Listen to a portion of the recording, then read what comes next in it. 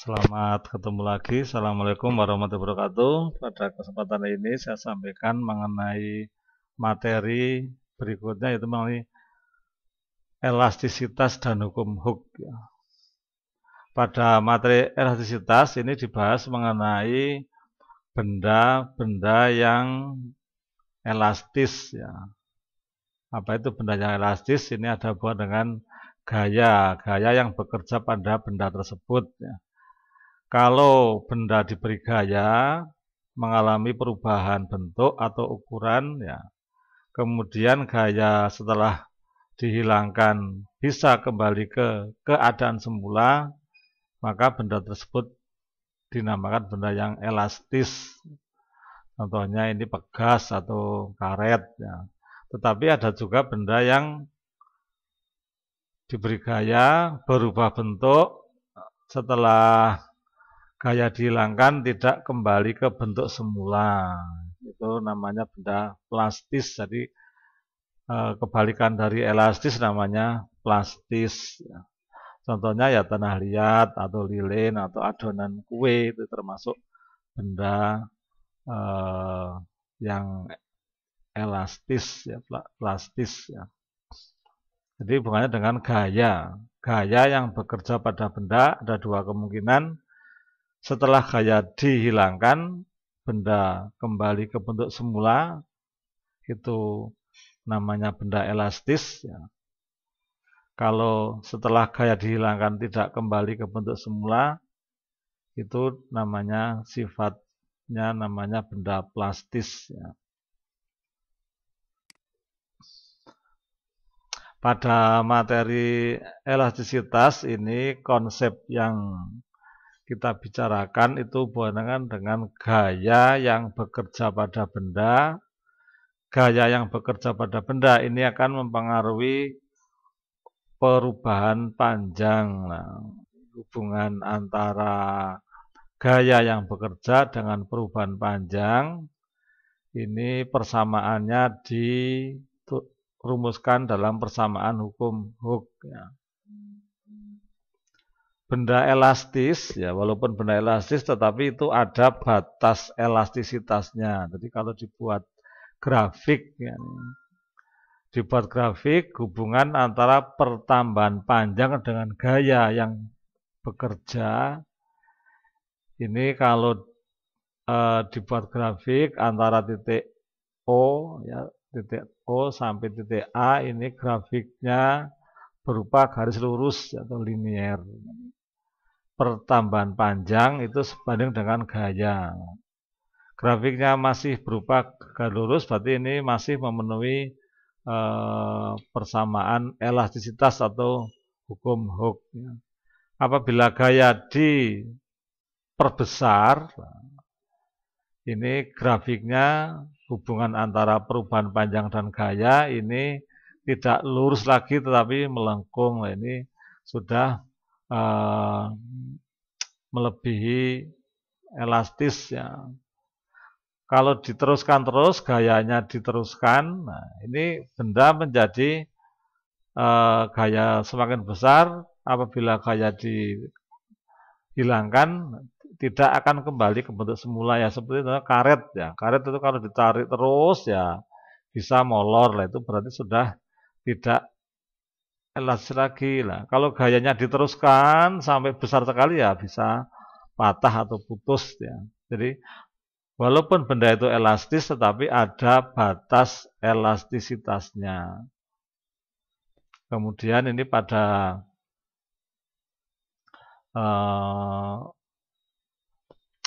pembahasan ini tentang elastisitas bahan ini ada beberapa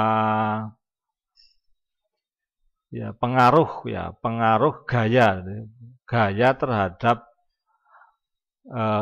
benda yang mendapat gaya. Jadi ada beberapa pengaruh gaya yang diberikan.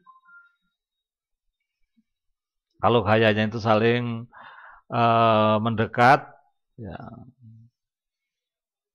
searah, ini terjadi mampatan terbalik ini. Ini gayanya saling mendekat ya mampat. Ya, ini kebalik. Kalau gayanya semakin jauh itu rentang merenggang. Ya. Kalau gayanya tidak segaris namanya terjadi pergeseran. Pada elastisitas ini ada besaran-besaran yang hubungannya dengan gaya, yaitu ada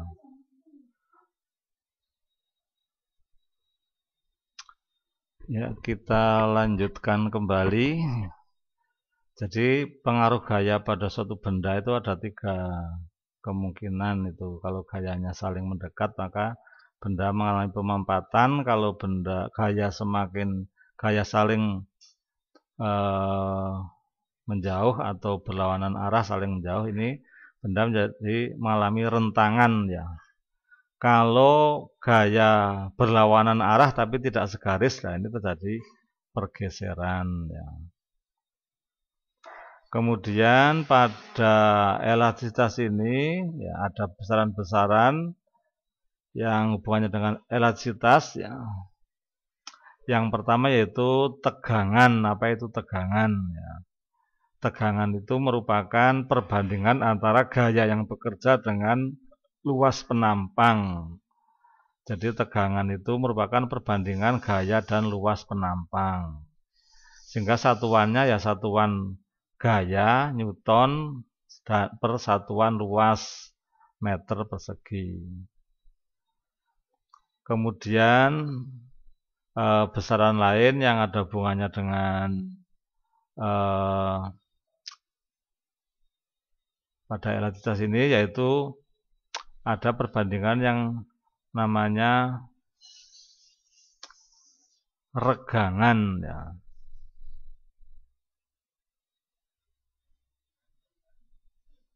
Regangan merupakan perbandingan antara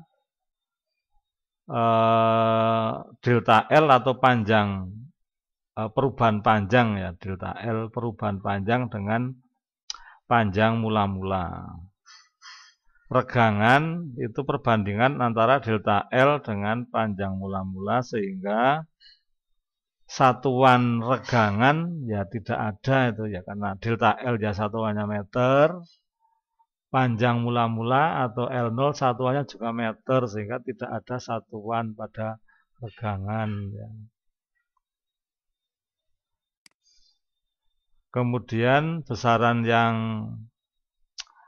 lain yang kaitannya dengan elastisitas benda yaitu modulus ya, modulus Young atau modulus elastisitas ya.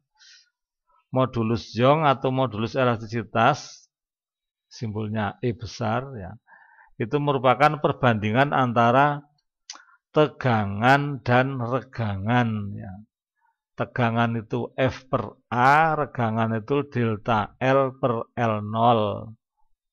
Sehingga modulus elastisitas atau sering disebut juga modulus Young ya, simbolnya itu E ya, E.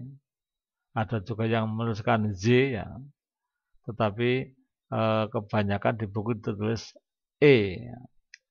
Simbolnya E, bisa Y juga. Yang umum itu simbolnya E. Perbandingan antara tegangan dan regangan, sehingga bisa dituliskan hasil akhirnya yaitu F kali L0 dibagi A per delta A. Satuan modulus Young atau modulus elastisitas itu sama dengan satuan tegangan ya. Ini F per A. L0 delta L ini kan tidak ada satuan, sehingga satuannya Newton per meter persegi. Ini contoh beberapa bahan modulus elastisitas dari beberapa bahan ya. Kemudian pada elastisitas ini juga kita pelajari mengenai hukum Hooke. Apa itu hukum Hooke ya? Jadi gaya yang diberi benda elastis ya. Benda elastis yang diberi gaya itu akan mengalami perubahan bentuk itu atau perubahan ukuran ya. Itu simbolnya X atau juga kadang-kadang delta X ya. Sehingga secara matematis bahwa besarnya perubahan panjang atau X atau delta X itu sebanding dengan gaya. Gaya semakin besar ya perubahan panjangnya ya semakin besar ya. Ada dua kemungkinan, gaya tarik atau gaya tekan ya. Kalau semakin ditarik ya perubahan panjangnya semakin besar, atau semakin ditekan perubahan berkurangnya semakin besar. Secara matematis itu dituliskan F sama dengan K kali delta X ya. Kemudian ini kalau dihubungkan dengan hukum 2 Newton ya, pada saat pegas diberi gaya dari luar ya, maka pada bekas itu akan terjadi gaya aksi reaksi itu ya. Semakin besar gaya dari luar ya semakin gaya reaksi, sehingga persamaannya menjadi ini gaya yang diberikan, gaya pegas sama dengan min Kx ya. Tanda minus itu maksudnya gaya reaksi. Kemudian pada persamaan hukum Hooke ini ya, kalau dibuat grafik antara gaya dan perubahan panjang ya, pertambahan atau perubahan panjang ya simbolnya X atau delta X itu berupa garis lurus ya, sehingga persamaan tadi yaitu F sama dengan K kali delta X ya. Kemudian ya ini susunan pegas, susunan atau rangkaian ya.